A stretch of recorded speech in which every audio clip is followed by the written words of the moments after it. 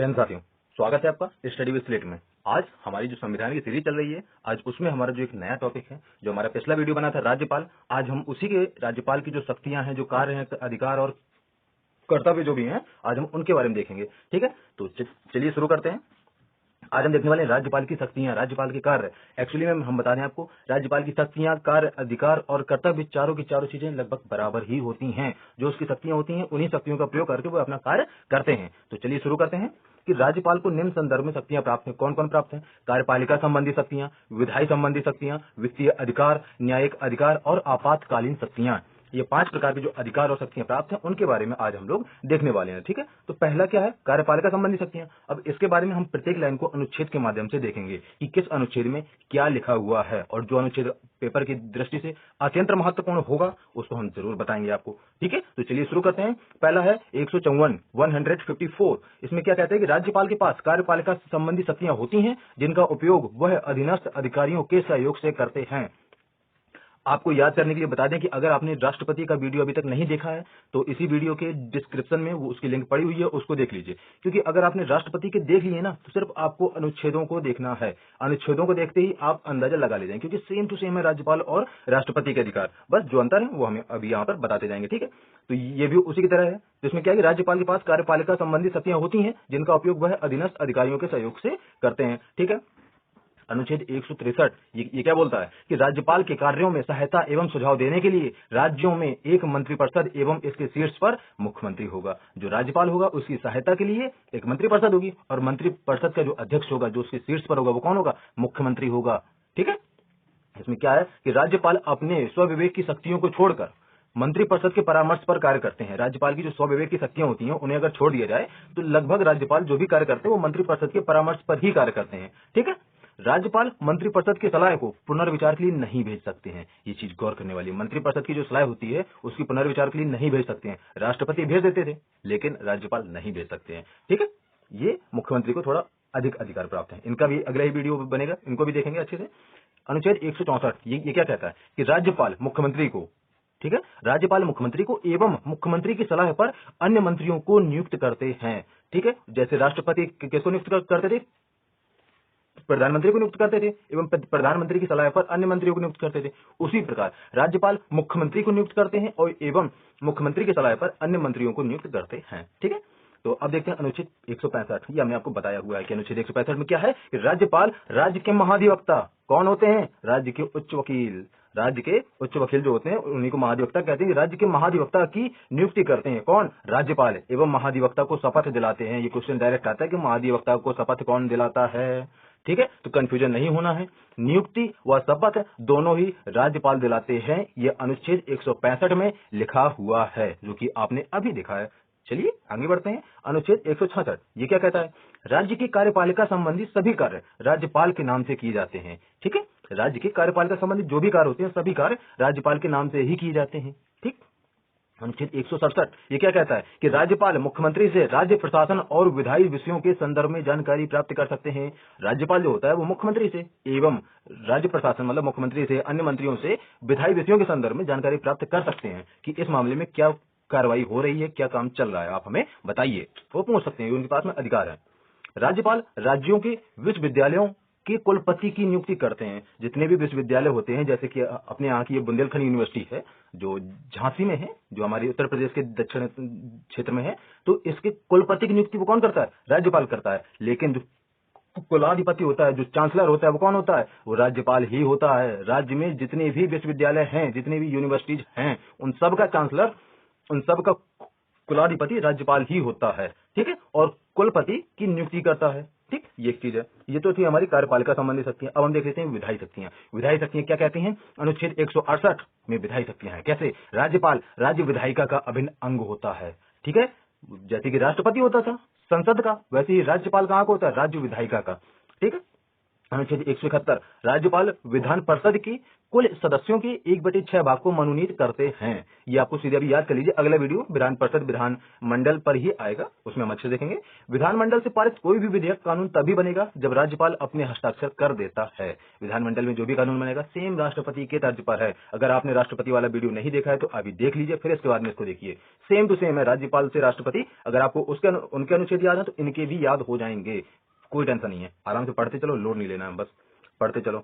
अनुच्छेद 174 राज्यपाल विधानमंडल के अधिवेशन बुलाते हैं, सत्रावसान करते हैं तथा विधानसभा को भंग कर सकते हैं। कौन? राज्यपाल। यही कार्य किसका होता था? राष्ट्रपति का। कहां पर? संसद में, लोकसभा में। ठीक है, उसी तरह से ये भी है।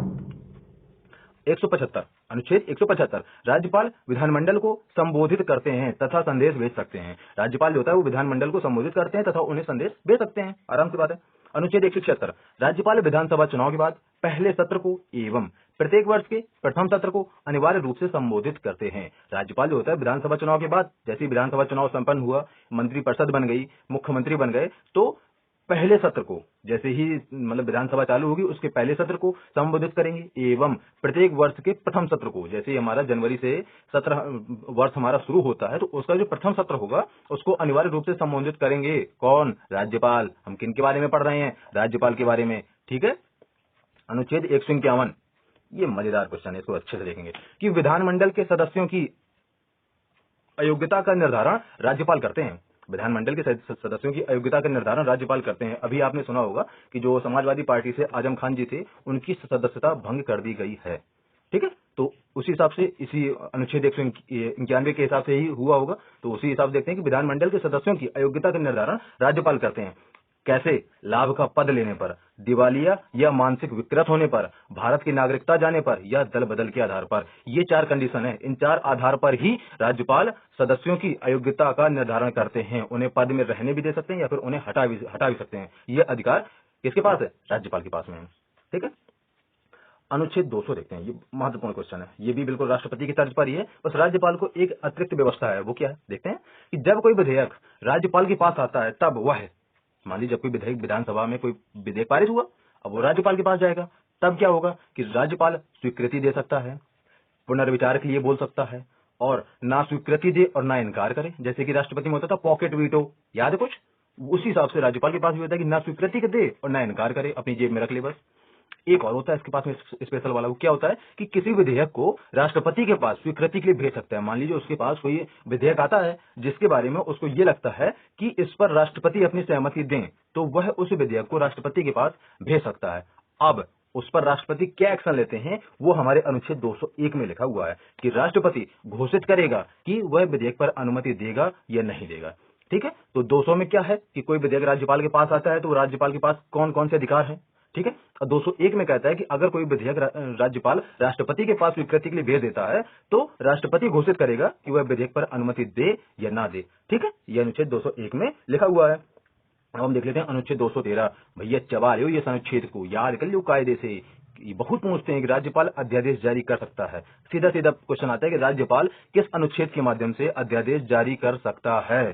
ठीक है, तो अनुच्छेद 213। ठीक, अब आपको ये क्वेश्चन कमेंट में मतलब कुल मिला के आपको ये कमेंट करना है कि राष्ट्रपति किस अनुच्छेद के माध्यम से अध्यादेश जारी करते हैं। आपको ये कुछ आंसर कमेंट करना है। चलिए इसी में एक चीज और लिखी हुई है कि राज्यपाल को विधानसभा में प्रोटेम स्पीकर की नियुक्ति का अधिकार है। राज्यपाल को विधानसभा में प्रोटेम स्पीकर की नियुक्ति का अधिकार है। प्रोटेम स्पीकर लोकसभा में भी होता था और विधानसभा में भी होता है। इनका कार्य क्या होता है कि जो भी सदस्य विधानसभा में चुनकर आए हैं उनको शपथ दिलाने के लिए, और जब तक पूर्ण मतलब जो स्पीकर नहीं मतलब अध्यक्ष नहीं बन जाते हैं तब तक ये स्पीकर के पद पर रहते हैं। मोस्टली 1 हफ्ता या ऐसे कुछ इनका कार्यकाल होता है, मतलब थोड़े ही समय के लिए बस। अब हम देख लेते हैं राज्यपाल की वित्तीय अधिकार, इनके बारे में देखते हैं। अनुच्छेद 199 199, ठीक है, 199, इसमें क्या है? धन विधेयक की परिभाषा, राज्य के आधार पर धन विधेयक की क्या परिभाषा होनी चाहिए वो अनुच्छेद 199 में है। राज्यपाल की स्वीकृति के बाद विधानसभा में रखा जाता है। जो भी धन विधेयक होता है वो राज्यपाल की पहले वो राज्यपाल से स्वीकृति लेता है, उसके बाद में विधानसभा में रखा जाता है। अनुच्छेद 267, भैया बिल्कुल खा लो इसे, याद कर लो कायदे से। क्या है कि राज्यपाल के पास में आकस्मिकता निधि होती है। यह अनुच्छेद कौन सा है? सीधे सीधे वो राज्यपाल भी नहीं पूछता, सीधे बोलता है कि आकस्मिकता निधि किस अनुच्छेद के अंतर्गत आती है। तो कौन सा है? 267। बिल्कुल याद कर लियो भैया। ठीक है, अनुच्छेद 202 ये क्या कहता है कि राज्यपाल प्रत्येक वर्ष के प्रारंभ में वित्त मंत्री द्वारा वार्षिक वित्तीय विवरण बजट विधानमंडल के समक्ष रखवाते हैं। कौन? राज्यपाल रखवाते हैं वित्त मंत्री द्वारा। तो जो हमारा राज्य स्तर पर जो हमारा बजट होता है वो कौन से अनुच्छेद में है? 202 में है। ठीक, राज्यपाल नगर पंचायतों एवं नगर पालिकाओं की वित्तीय स्थिति की समीक्षा के लिए प्रत्येक 5 वर्ष में वित्त आयोग का गठन करते हैं। भैया ये भी आता है क्वेश्चन कि वित्त आयोग का गठन कौन करता है? तो राज्यपाल करते हैं। ठीक है, नगर पंचायत एवं नगर पालिकाओं की वित्तीय स्थिति की समीक्षा के लिए। ठीक है, ये आपको याद करना है अच्छे से, बस पढ़ते चलो, या तो अपने आप हो जाएंगे। 2-3 राउंड मतलब इसी चीज को देख लो, एक बार लेके 2-3 बार देख लो, अच्छे से याद हो जाएगा। भैया संविधान बहुत सस्ता सस्ता तो नहीं बोलेंगे, लेकिन बहुत ही अच्छा है। जिसने समझ लिया उसको याद हो जाएगा बिल्कुल। ठीक, अब देखते हैं अनुच्छेद 161 ये क्या कहता है कि राज्यपाल को भी राष्ट्रपति की भांति क्षमादान की शक्तियां प्राप्त हैं। जैसे राष्ट्रपति को क्षमादान की शक्ति प्राप्त थी, उसी तरह से राज्यपाल को भी राष्ट्रपति की तरह क्षमादान की शक्तियां प्राप्त हैं, लेकिन मृत्युदंड को पूर्णतः माफ नहीं कर सकते हैं। कौन? राज्यपाल। ठीक है, ये आपको देखना है। अनुच्छेद 217 उच्च न्यायालय के न्यायाधीशों की नियुक्ति भारत के राष्ट्रपति द्वारा। ठीक है, उच्च न्यायालय जो होता है उसके न्यायाधीशों की नियुक्ति भारत के राष्ट्रपति करते हैं, लेकिन भारत के मुख्य न्यायाधीश और संबंधित राज्य के राज्यपाल के साथ परामर्श के साथ होती है। मान लीजिए उत्तर प्रदेश में उच्च न्यायालय में न्यायाधीशों की नियुक्ति करनी है, तो नियुक्ति तो वो करेंगे जो हमारे राष्ट्रपति जी हैं, वही नियुक्ति करेंगे, लेकिन जो कहां से? भारत के मुख्य न्यायाधीश चीफ जस्टिस ऑफ इंडिया, उनसे एवं संबंधित जो भी जिस राज्य में नियुक्ति करनी है उस राज्य के राज्यपाल के साथ पहले परामर्श करेंगे, फिर उसके बाद में उनकी नियुक्ति करेंगे। ठीक है, तो ये तो हमारा था अनुच्छेद 217। अब हम देख लेते हैं 219 उच्च न्यायालय के न्यायाधीशों को राज्यपाल शपथ दिलाते हैं। ये भी आपको याद करना है, इसमें कंफ्यूजन नहीं करना है। उच्च न्यायालय के जितने भी न्यायाधीश होते हैं सभी को शपथ राज्यपाल ही दिलाते हैं। ठीक, अनुच्छेद 233 ये क्या कहता है कि राज्यपाल उच्च न्यायालय से विचार विमर्श करके जिला न्यायाधीशों की नियुक्ति करते हैं। जो जिला न्यायालय होते हैं ना, उनमें जो नियुक्ति होती है वो कौन करता है? राज्यपाल ही करते हैं। कैसे? उच्च न्यायालय से विचार विमर्श करने के बाद। ठीक है, अनुच्छेद 234 राज्यपाल जिला न्यायाधीशों के अलावा, अब जिला न्यायाधीशों की नियुक्ति तो हो गई, कौन से अनुच्छेद में? 233 में। यह भी क्वेश्चन पूछ सकता है कि जिला न्यायाधीशों की नियुक्ति किस अनुच्छेद के अंतर्गत आती है? तो अनुच्छेद 233 आपको याद रखना है। ठीक है, तो अब अनुच्छेद 234 में क्या है कि राज्यपाल जिला न्यायाधीशों के अलावा अन्य न्यायिक अधिकारियों की नियुक्ति उच्च न्यायालय एवं राज्य लोक सेवा आयोग के साथ विचार विमर्श करके करते हैं। राज्य लोक सेवा आयोग मतलब यूपीपीसीएस, यूपीपीएससी। ठीक है, उनसे, और जो जिला न्यायाधीश के अलावा किन से पूछते हैं? उच्च न्यायालय से, हाईकोर्ट से पूछेंगे, और यूपीपीसीएस का जो बोर्ड है, राज्य लोक सेवा आयोग है, उनके साथ विचार विमर्श करने के बाद ही नियुक्ति करते हैं। ठीक है, अब हम देख लेते हैं आपातकालीन शक्तियां, जो कि आखिरी है इनकी आपातकालीन शक्तियां, जो कि बहुत महत्वपूर्ण है। भैया देख लियो। अब अनुच्छेद 356 क्या बोलता है? यदि राज्य में संवैधानिक तंत्र असफल हो जाए तब राज्यपाल राष्ट्रपति से सिफारिश करके वहां पर राष्ट्रपति शासन लगाने के लिए कह सकता है। जब राज्य में मान लो स्थिति इतनी गंभीर हो जाए कि मुख्यमंत्री न संभाल पाए, तब राज्यपाल के पास ये अधिकार है कि वो राष्ट्रपति से कहेगा कि आप यहाँ पर राष्ट्रपति शासन लगा दीजिए। ठीक है, जैसे कि जब वो बाबरी मस्जिद वाला केस हुआ था 90-91 में, तब राष्ट्रपति शासन लगा था। उस समय मुख्यमंत्री कौन थे? कल्याण सिंह जी थे। ठीक है, तो उस समय उन्होंने, जो उस समय के राज्यपाल होंगे, उन्होंने जो बोला होगा राष्ट्रपति से कि आप अपना देख लीजिए यहाँ पर, तो उस समय पर राष्ट्रपति शासन लग गया था उत्तर प्रदेश में। ठीक है, वो देख लेते हैं स्वविवेक शक्तियां, ये कैसी होती हैं? यदि विधानसभा चुनाव में किसी भी दल को पूर्ण बहुमत नहीं मिला है तो राज्यपाल अपने विवेक से किसी भी दल को सरकार बनाने का आमंत्रण दे सकता है। ये राज्यपाल के पास में अधिकार होता है कि किसी भी दल को, जैसे चुनाव हुए हैं, अब मान लीजिए किसी राज्य में सिर्फ 100 सीटें हैं, ठीक है, लेकिन 50 सीटें किसी को भी नहीं मिली, तो पूर्ण बहुमत तो हुआ नहीं। तो उस हिसाब से होगा क्या? उस हिसाब से ये होगा कि सभी पार्टियों को, वो जिस पार्टी को चाहें कि आप आके अपनी सरकार बना लीजिए, किसी भी तरीके से, जो विधायक, मतलब कहीं से भी विधायक एडजस्ट करके आप दूसरी पार्टी के साथ बना लीजिए, या फिर जैसा आपका संयोग बने आप बना लीजिए। ये किसी भी पार्टी को बुला सकता है। कौन? राज्यपाल। अनुच्छेद 371 जो है काफी महत्वपूर्ण है, आपने सुना भी होगा। जम्मू कश्मीर वाला कौन सा था? धारा 370। ठीक है, अनुच्छेद 370 ये उसी के अगली कड़ी है, 371 ए से 371 आई तक। ये क्या है कि कुछ राज्यों को विशेष दर्जा दिया गया है और वहां के राज्यपालों को भी विशेष शक्तियां दी गई हैं, जिनका प्रयोग वे अपने विवेक से करते हैं। जैसे कि कुछ राज्य ऐसे हैं जहां पर विशेष दर्जा मिला हुआ है। आपने अगर न्यूज अगर आप देखते होंगे तो जो बिहार के मुख्यमंत्री हैं नीतीश कुमार जी, वो हमेशा अपने को विशेष दर्जा मांगने की बात करते रहते हैं। ठीक है, और भी बहुत से राज्य हैं जो अपने आप को विशेष दर्जा मांगने के लिए बोलते रहते हैं। तो कुछ राज्यों को विशेष दर्जा प्राप्त है, जैसे कि पश्चिम बंगाल के ऊपर जो भी हमारा पूर्वोत्तर क्षेत्र है, जो हमारी 7 सिस्टर्स जो राज्य हैं, उनको विशेष दर्जा मिला हुआ है अपने अपने हिसाब से। तो उसी हिसाब से ये होता है। तो अब मान लीजिए राज्य को विशेष दर्जा मिला हुआ है, तो जो वहां का राज्यपाल होगा उसको भी तो विशेष शक्तियां मिली होंगी ना। ठीक है, बस ये थे हमारे राज्यपाल की शक्तियां और कार्य। और बस पढ़ते रहिए, और अगर आप यहाँ तक आए हैं तो कृपया वीडियो को शेयर करिए, सब्सक्राइब करिए, लाइक करिए और पढ़ते रहिए। Thank you so much. जय हिंद।